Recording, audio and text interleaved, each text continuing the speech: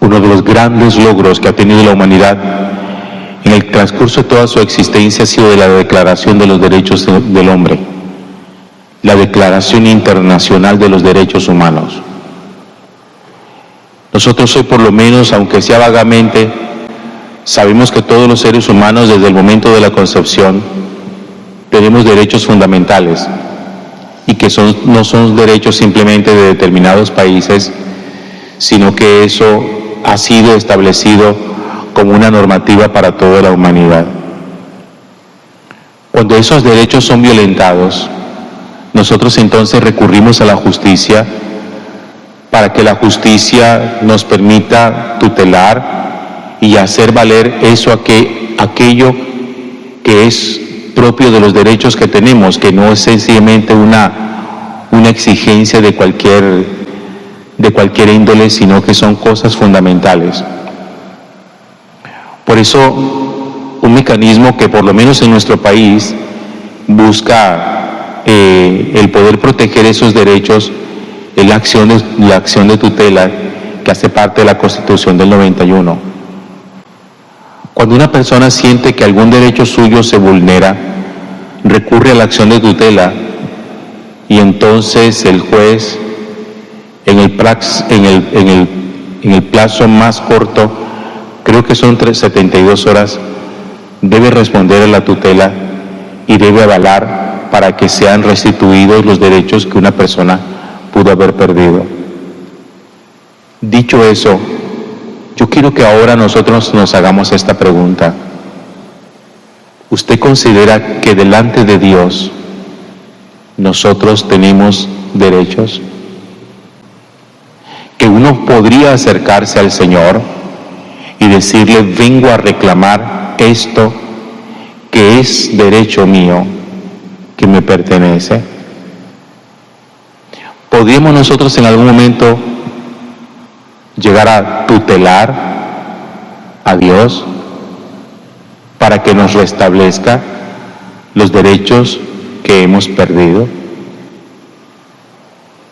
Yo quiero que piensen bien eso, porque la pregunta no proviene de la nada. La pregunta surge a partir de muchos comportamientos de personas que reclaman delante del Señor ciertas cosas como derechos. Por ejemplo, bautizarse. ¿Bautizarse es un derecho? O por ejemplo, recibir la comunión en la Eucaristía. ¿Podría llegar a tutelarse eso para que el Estado nos restablezca el derecho a comulgar? ¿Tendríamos derecho a ser absueltos en una confesión y que nos sean perdonados todos los pecados? Si la respuesta fuera sí, si fuera que sí, ¿por qué esos derechos no están metidos dentro de la Declaración Internacional de los Derechos Humanos? Porque no están metidos. Los derechos humanos establecen otro tipo de cosas. El derecho a un nombre, a una nacionalidad, a tener una familia, etc. Pero no meten nada que tenga que ver con la fe. Ya eso nos tiene que ayudar a nosotros a encontrar una respuesta. Y tal vez es la respuesta que no nos gustaría escuchar, y es que delante de Dios no hay derechos. Nadie tiene delante de Dios derechos. Yo no tengo derecho a ser cura, como que eso es mío y me pertenece, me tienen que hacer cura como sea. Yo no tengo derecho a ser absuelto. Si no hay condiciones para ser absuelto, no soy absuelto de mis pecados. Y no tengo derecho a que se me perdonen, porque sí, sin tener las condiciones para ello. Es que nosotros creemos que en la vida todo es un derecho, y resulta que no. Entonces, si delante de Dios no hay derechos, ¿qué hay delante de Dios? Misericordia de parte suya, gratuidad. Las cosas que Dios nos concede a nosotros, no nos la concede porque tengamos derecho a ellas. Las cosas que Dios nos concede, nos las concede por gratuidad suya, por benevolencia suya, por generosidad suya, por amor suyo. Porque Él quiere, porque a Él le da la gana dárnoslo. Si Dios nos perdona es porque Él quiere perdonarnos. Si Dios nos hace hijos suyos a través del bautismo es porque Él quiere hacernos hijos suyos. Si Dios quiere convertirlo a uno en un sacerdote, es porque a Él le da la gana que uno sea un sacerdote. No porque uno pueda tutelar al obispo y llevar eso ante el tribunal y decirle, obliga al obispo fulano de tal que tiene que ordenarme cura porque ya yo terminé mi proceso de formación. Porque eso no es tutelable. Yo espero que esto ustedes lo comprendan muy bien, porque es que a veces nosotros, delante de Dios, llegamos como delante de los hombres, demandantes. Como que esto es mío, me lo tienes que dar. Este es mi espacio, me lo tienes que respetar. Este es mi derecho, me lo tienes que cumplir. Y por eso mucha gente cuando ora, no ora a Dios, dejándole a Él el espacio y la oportunidad de que ejercite su misericordia, sino que llegan tutelantes, demandantes, obligantes. Y por eso hay mucha gente que cuando ora quiere obligar a Dios decretando. Yo decreto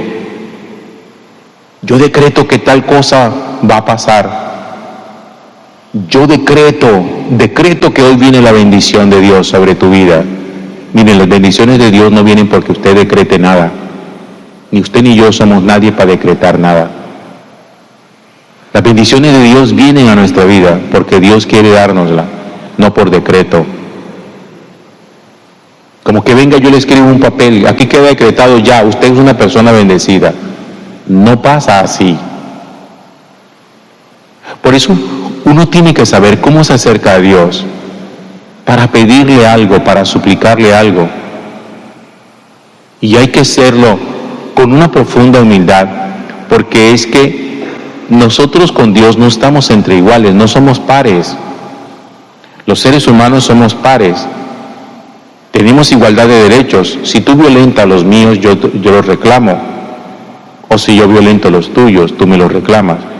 Pero es que delante de Dios no somos pares. Dios es el Señor. Y lo que Él nos concede es producto de su generosidad y de su benevolencia. Por eso cuando nosotros planeamos cosas, cuando proyectamos cosas, tenemos que ser muy cuidadosos y evitar la soberbia y la autosuficiencia de creer que el éxito de un proyecto humano que nosotros construyamos es producto simplemente de la demanda que hacemos a Dios para que las cosas tienen que salir como yo quiero que salga, o que dependen exclusivamente de mi habilidad y de mi profesionalismo. Nosotros somos muy dados a creer que uno puede simplemente, sin concurso, sin participación, sin permiso de Dios, proyectar cosas, y por eso nosotros planeamos cosas a 1 año, a 5 años, a 10 años. Fíjense, lo hacemos a veces con una autosuficiencia, creyendo que somos dueños absolutos del tiempo y de la vida, y entonces nosotros nos proyectamos dentro de 10 años, y estamos seguros que dentro de 10 años vamos a estar acá. A nosotros nos hace falta la capacidad para saber construir nuestros proyectos sobre el proyecto de Dios. Es que no se trata de tener 2 proyectos paralelos. El proyecto de Dios por un lado y el proyecto nuestro por otro lado, y hacer valer más el proyecto mío porque es que a mí me interesa más que a mí me salgan las cosas como yo quiero. Eso Dios verá, pues ahí en algún momento de pronto alguna de las cosas que me pide pues yo las haré. Lo importante no es que yo haga lo que Dios quiere, lo importante es que Dios haga lo que yo quiero. Y por eso lo decreto. Esa forma de nosotros orar es muy soberbia. Y esa palabrita que se ha metido en el lenguaje también católico, de que yo decreto, yo demando, eso que es protestante el 100%, esa no es la forma como los católicos oramos, porque nosotros ni decretamos nada, ni nosotros demandamos nada, porque nosotros no somos quienes para decretar absolutamente nada, ni para decirle a Dios, es que tú tienes que hacer esto así como a mí me gusta y punto. Tú me tienes que obedecer a mí. Porque el decreto es un acto legislativo que la otra persona lo tiene que obedecer. Y si usted dice, yo decreto, usted le está diciendo al Señor, tú me obedeces. Y por eso hay tanta gente que se cabrea, porque cuando decreta, no pasa como decreta. Y entonces dicen, es que Dios a mí no me escuchó, es que no le haya escuchado, es que Dios no se pone en el plan de obedecernos a nosotros. Pero es que yo tengo derecho a eso. Se lo insisto, hermano, y yo me imagino que esta frasecita dicha así produce rasquiña. Es que usted y yo no tenemos delante de Dios derecho a nada. Todo lo que Dios nos da es producto de su misericordia y de su bondad. Y uno frente a eso no puede decir sino, muchas gracias, gracias y yo te alabo. El profeta Isaías en el capítulo 26 de hoy dice en su primera lectura, dice, confíen en el Señor porque Él es la roca perpetua. Confíen en el Señor porque Él es la roca perpetua.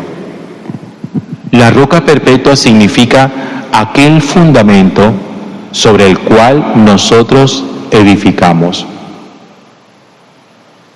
Una de las primeras cosas que tienen que hacer los ingenieros cuando van a hacer una obra civil es darse cuenta si el terreno sobre el cual van a construir es un terreno arenoso, húmedo, fangoso o es un terreno firme.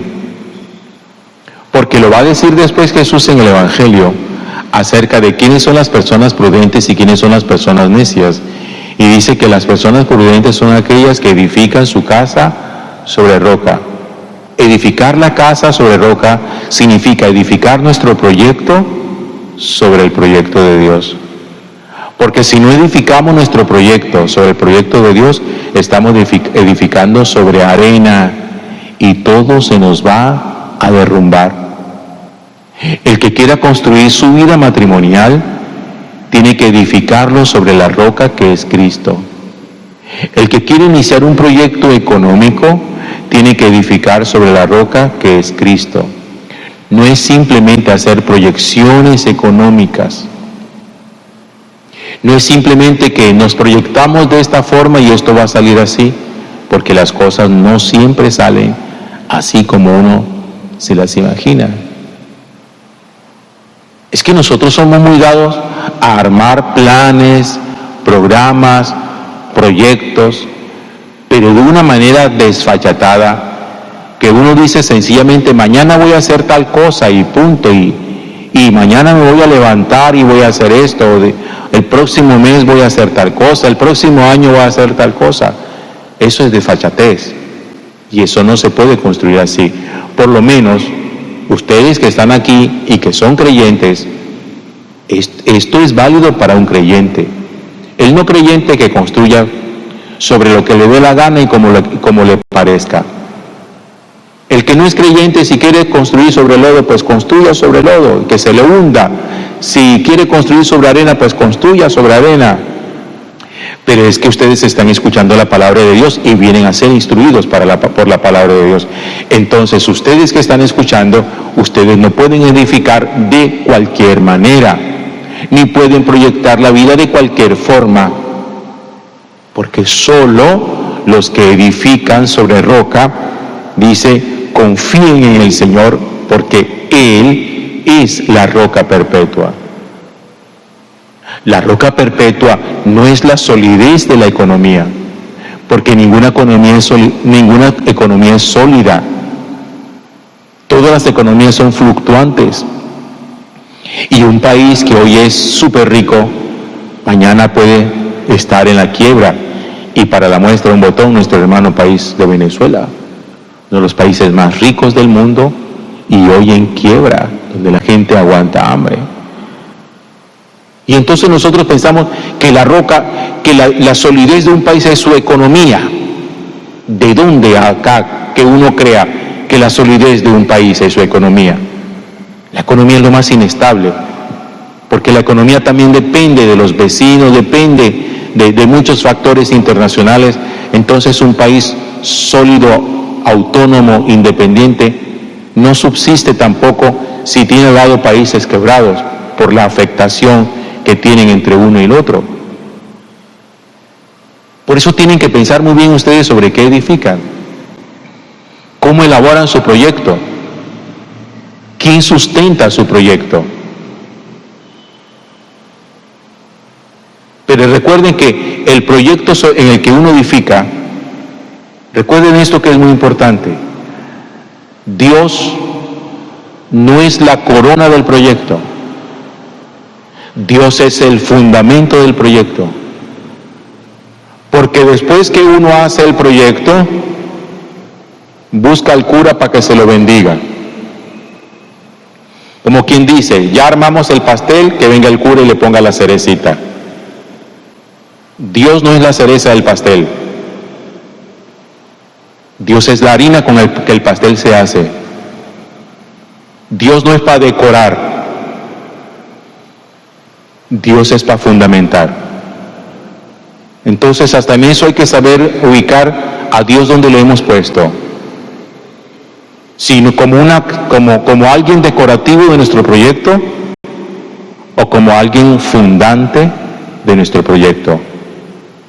Dios es la roca perpetua. Gloria al Padre, y al Hijo, y al Espíritu Santo.